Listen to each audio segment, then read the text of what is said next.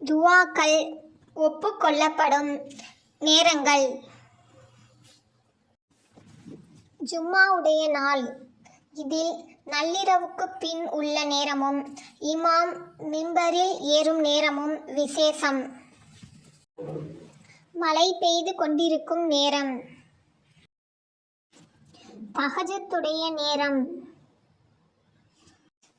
திருக்குர்ஆனை ஓதும் போதும் ஓதி முடித்தவுடனும் ஹதீத், திக்ரு, ராத்திப்பு ஆகியன நடக்கும் மஜ்லிஸ்களில் இருக்கும் போதும். பாங்கு இகாமத் கூறி முடிந்தவுடன் துவா ஓதும் போதும். நோன்பு திறக்கும் நேரம். மக்ரிபுக்கும் இசாவுக்கும் இடைப்பட்ட நேரம். ஜம்ஜம் நீர் அருந்தும் நேரம். ரமலான் மாதத்தின் கடைசி 10 உள்ள ஒற்றைப்படையான நாட்கள் 21, 23, 25, 27, 29 ஆகிய நாட்கள். இரவு நேரங்கள். அரஃபா நாள். துல்ஹஜ் மாதத்தின் 9ஆம் நாள். குறிப்பாக அரஃபா மைதானத்தில் லுஹர் நேரத்துக்கு பின்.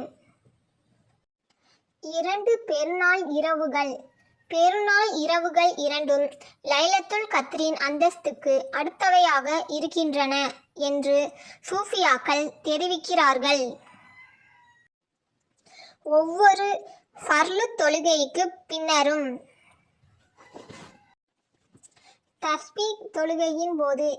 இதன் விசேஷமான நேரம் வெள்ளிக்கிழமை காலை ஜும்மாவுக்கு முன் தஸ்பீஹ் தொழுகையை நிறைவேற்றிவிட்டு கேட்கும் துவா.